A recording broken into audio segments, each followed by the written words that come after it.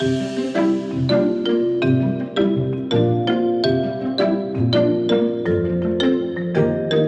to Transform Gov, the podcast where we share real life stories and insights into how technology and data are changing the way we access government services. Transform Gov is part of the Ireland eGovernment Awards, and it's brought to you in partnership with Accenture. As always, we talk to the people on the coalface, that is those who are actually making it happen. I'm Maeve Kneafsey, and today I'm joined by Dr Tony Shannon, who's Head of Digital Services with Ireland's Office of the Government CIO. And of course, he's one of the leaders driving the whole state's digitalisation programme. This conversation is part of a two-part interview. Tony, you're very, very welcome to Transform Gov. Thanks, Maeve. So it's been a long time now trying to get Tony here, so I'm very happy to see him live and in person. Yeah. But your career kind of started off, was not typical, was it? I mean, it wasn't a typical route in terms of getting into what you're doing today, right? So you started off in the NHS emergency medicine, which again, you weren't in Ireland, you were in the UK, which is interesting in itself, right? And now you're leading digital technical services delivery for the Irish government. So tell us a little bit about what drew you, I suppose, away from what we call frontline medicine into a very different place, right? Yeah, sure. No problem. So, yeah, I mean, I grew up as a fairly average Irish teenager, although I was in a fortunate family. We had one for nothing, and we were a medical family. Okay. And so I suppose considered doing other things, but I was also fascinated by medicine, so I did a medical degree and began my medical career. And where did you study? UCD. Oh, very good, very good. All my family who are doctors will tell you that's the only place to go and study medicine. Yeah, I had a good time there, and I learned obviously formative years learning the language of medicine, and then practicing in emergency medicine for 20 years. But obviously, when you hit the wards or you hit the emergency departments, as I did in Ireland and then in the UK, I was hitting up against challenges, if you like, in terms of the waiting times and the trolleys. And so my curiosity has always been, I suppose a feature as to what's going on. Why do we have the issues that we have? So I did a lot of kind of, I suppose, trying to understand the systems. Yeah. And I identified emergency medicine and medicine generally as a very information intensive system. So I got curious about how I could do something to improve the very archaic information systems that I saw, paper-based, that were really holding everybody back and not helping with delivering quality care. So that drew me to going to the US to do an informatics fellowship. I mean, you're skipping over quite a lot because a lot of people in their lives, and in fact, many doctors who I know work in the system, eventually just kind of resign themselves to the fact that the system in lots of ways is broken. I'm not talking about the medical care, but just the system, the process. So what do you think, was there something in you that drove you towards saying, right, firstly I'm going to try and find out what's going on, and then I'm going to actually try and solve it? Well, again, I suppose, the fact that my own family were medical people and, leaders in their own field meant that I felt obliged to kind of understand the science, that I was involved in. And I began to see emergency medicine as quite related to, there's an information science element to it. So I was not happy to just accept the status quo with the poor quality systems, and I, felt obliged, if you like, to, as a special interest, I developed an informatics interest. So that was my, if you like, sub-interest within I did a fellowship as part of my emergency medicine training, and I went to the US, to Washington, D.C. to train in informatics there with a group of very rare but fortunate group of 2 emergency physicians who were also computer scientists in Washington Hospital. A bit stupid then, were they? They were bright guys, and they did very well. They were obviously, very far ahead in their thinking then. Yeah. And I was fortunate to be one of their first fellows. I think I might have been their first fellow, actually. But I learned a huge amount there. That must have been very interesting. It was a fascinating place and a formative year in my career. Yeah. And if you don't mind me asking, what kind of age were you at this stage? Did you have a young family? No, I didn't. I had just been married, I think, and we went over. Yeah, I was probably it was midway through my emergency medicine specialist registrar training. Mm-hmm. So I qualified at 23 and began that at 24, 25. So I was probably, about 29, 30 going over. Yeah, good time. And in terms of, for those who don't know, what does informatics mean? Yeah, so informatics is effectively another name, and language is important. It's another name for information science in the context of healthcare, really. It's about trying to study information and the use of information in healthcare. Okay. And it's quite a discipline in its own right. I mean, since I began it, there's now a faculty of, or there was, I should say, a faculty of informatics in the UK. It's recognised discipline in the US as well. Not in Ireland yet. Okay. We have to catch up with that, but it's recognised discipline in its own right now. Yeah. Okay. Yeah. So anyway, I interrupted you. So you went to the States. So I the two guys who were there, who were very influential, I suppose, in my career, were real pioneers in the field. And one guy, Craig Fied, taught me all about information systems in emergency medicine. Learned a huge amount from him. And the other guy was a guy called Mark Smith, who was equally a leader. But he introduced me to what I had not understood before, which is what's called complex systems science. And I don't want to confuse or scare your listeners, but when you try to understand what's happening in a environment like an emergency department, it's complicated.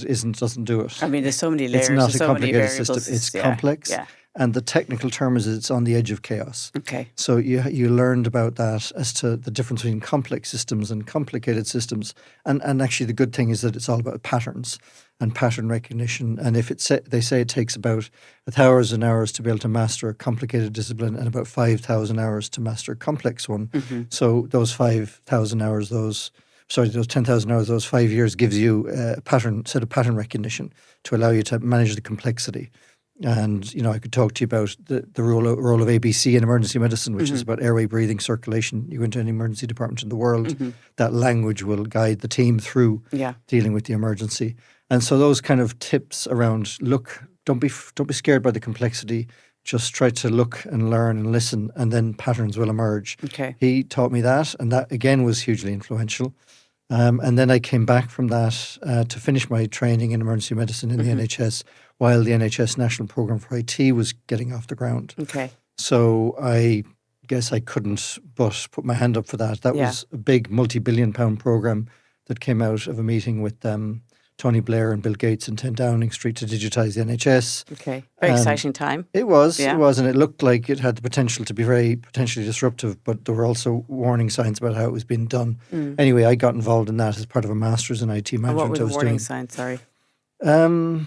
Well, I can tell the story now. So, I mean, essentially, they got a guy in called Richard Granger, who had made his reputation in the UK for bringing in the London congestion charge. I remember it, yeah. And he had a reputation for being a bit of a bulldog and forcing change, if you like, down from the top. So he said, this is just a program management challenge. We just need to go buying, if you like, contracts for health systems and effectively roll them out. And these were done, and I was witness to some of that, in 2002 to 2004. But the engagement with the clinicians was not really effective, and you could see that these contracts that were being signed up for, which were start off as 6 billion, turned into 12 billion. You could see that this idea of a waterfall style of just go and program manage a kind of a large implementation of technology that was already to some extent getting out of date then. Was just disconnected from the clinical side of it? Very much, yeah. So, I mean, I spent a lot of my time, again, looking for patterns in clinical process and then looking for patterns in IT architecture because my master's was in IT management, so I studied software engineering. So this was giving me 3 languages, clinical language, management language, and a technical language. And I was trying to then study the patterns here between the clinical domain, which is complex, but there are patterns, and the engineering domain, which is complex, but there are patterns. Yeah. And, so we began to see fairly quickly that there was a clash between the clinical process and the solutions that had been bought. Okay. And they were not going to go down well. And indeed, it was a disaster in the hospital sector. Yeah, did well in the primary care sector as well. That can be a problem. I mean, it really set things back in the NHS for quite a while afterwards. But I had learned a lot, of course, through that experience. I do think you can learn a lot from failures, and I think more and more you can learn a lot from failures because we tend to remember them and then we try to process how we don't have to go through that again. Correct. Whereas when something goes well, you probably don't even think about why it went well. That's right, exactly. Yeah. Through the power of cloud, data and AI, Accenture is helping the public sector by blending human ingenuity, technology and a delivery-focused culture to turn their ambitions into action. Be ready for any challenge by adopting a continuous reinvention mindset to deliver human-centric services that adapt and grow with your needs. Contact the team at Accenture to find out more. I jumped from there then, after 5 years there, to doing a very different way of doing it down in the hospitals of Leeds, where I was practicing in emergency medicine then as a consultant, and taking a much more user-centred, agile development approach. And that again was a formative experience and went much better. And so some of these patterns again were beginning to be clear to me. And what did you do that you felt was working? That would have been different than what you were witnessing. So hopefully the pattern I'll try to reinforce here is change is really a combination of three things. It's about people and process and information technology, at least in our digital world it is. And that goes for a lot of issues in the modern world. So if the former National Programme for IT was a top-down imposition on people to kind of, standardise their processes using technology that wasn't very efficient, but it was proprietary. Then the opposite of that was a much more agile, user-centered, clinically led approach. So the people, it was clinically led. I had a CCIO, what's called a Chief Clinical Information Officer role in Leeds. I led the strategy there. We got the agile user-centered development process going, and we used an open source methodology from the start to iterate through. Okay. So those two contrasts were very stark and had different results. And I suppose if you're working together, right, the clinical side, to find the right match in technologies, the chances of it feeling right from the beginning is going to be there. But were there things that you learned about how to, on the cultural and people side, that is kind of stuck with you? Yeah, well, I guess on the people side and the culture side, I do think leadership is the key element there. People are naturally, resistant to change. It's just what they're familiar with, and the medical field is particularly wary of change, and I understand it. I mean, people used to talk about clinical safety risks all the time. I think a lot of it is we're living in a time where you have lots of specialists. Medical specialists, management specialists, technical specialists, but they don't necessarily share a common view. They don't share a language. They don't share a vocabulary. So what I needed to do as a clinical leader was be able to speak to all three and be prepared to lead from the front as to this is the way we're doing it, and bring the people with me in terms of that change. So he or she, I should say, who leads change plays a pivotal role, and you've got to be willing to take people with you. Yeah, I suppose but also be prepared to not take no for an answer sometimes and say, this is going to be done. Yeah. So it's a balance between. And I presume expectation setting, it's not going to be easy either. None of it is easy. Yeah. No. But did you go from there then to the role in the OGCIO? No. So what happened then? So I had finished my medical training, my emergency medicine training after, it was probably 20 years from joining med school to coming out with my certificate of specialist training in 2003. And then I was juggling consultant in emergency medicine role with the Connected for Health National Programme for IT for 5 years, and then the CCIO in Leeds for another 5 years. So I'd done 10 years of kind of dual running of emergency medicine and IT. And then I needed to make a decision because it was time for me to move home. Out of you felt England. You wanted to come back? Yeah, I wanted to come back, and I wanted to do a few things. So I decided I would do something quite unusual, which was set up to work for myself, if you like, initially, and then to lead a small nonprofit to do open source healthcare IT. So called Ripple Foundation, where we were basically building out, picking up on the patterns I mentioned, trying to build building blocks for three things. That I saw as common needs. One was better usability, because usability is notoriously poor. Two is better integration, again, notoriously poor. And the third is how do you store lifelong records in the healthcare setting, data model. So those are the three things that we progressed, and I did that for 5 years. And were you then selling into the healthcare system at that stage? Was it your product? Well, it was all open source. Okay. So again, I'm a big advocate for open source. I think it has a really important fit with a domain like healthcare and indeed the public service. And it was about basically working with projects. We did several projects in the NHS, did a small few in Ireland and Scotland and a couple of places, just to try to seed these open source building blocks in healthcare. But it was hard going because at that time, it's over 10 years ago now since we started. People were very nervous about open source. Yeah, they were. But that led me to identify these building blocks methods. It's kind of obvious, really. And then I saw a paper from the UN in 2019 that, again, probably changed my thinking a lot. And it was a whole of government IT investment paper, and it identified common patterns around the way people work, the processes, and the building blocks. And I saw my work in that, and I thought, okay, hang on a second. Healthcare building blocks, public sector building blocks, they're pretty much the same set. I need to think about a different tactic. Yeah, yeah. So then OGCIO, how did that evolve? Well, so I was finishing, I suppose, in my mind, thinking about a move from health IT into GovTech late 2019. And I made a decision, spoke to family, or my close family, to say I was going to make a move. And lo and behold, in January 2020, I saw an ad, or I got an email saying, would you like to consider a job in digital public service leadership? And I thought, well, I kind of have to throw my head in for that. All those sides of you that came together. Yeah. So it seemed like a good fit. So I applied for that just before COVID broke. I was just going to say, what a time to join. Yeah, and COVID broke and it delayed things a little bit. But I started then I started in September 2020 in the middle of the pandemic. Yep. Yeah. So were you working remotely? I was for the first year and a half or something. It must have been very weird. It was. Obviously, the world was turned upside down. Yeah. But it was tricky enough to lead a team who I hadn't met face to face, for that year. And that was tricky, but it was a good time. And you're working with a really big variety of people, not just internally, but externally as well, weren't you? I mean, yeah, and I say a good time because, I mean, essentially, the again, coming back to people, process, technology, there was a team spirit, right? There was a let's do this. A wartime spirit, right? There was. Yeah. So, I mean, I was comfortable in that. Yeah. It certainly fitted, getting stuff done quickly suited me pretty well.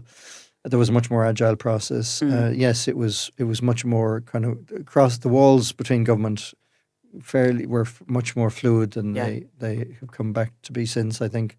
And we had, just to go back, because I keep meaning to ask people this. So were you all preparing at that stage that COVID was going to, lock us down? Did you kind of know about that and were trying to do work in the background? Or did it just suddenly the announcement came and then you're scrambling around trying to find ways to continue? Well, now bear in mind that I was outside of government in the early stages, so I had no part in any of those decisions. Yeah. But I mean, certainly, pandemic, the textbooks said that it was going to get a bit tricky. Yeah. I don't know that I was expecting to get locked down that hard, that fast, for that long.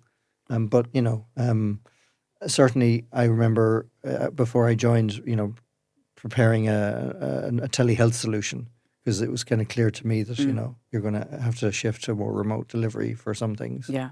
So, yeah, but no, I can't say. A big kind of boom. And then what were you working on when it all hit? What were you trying to Before deliver? I joined? No, when you joined.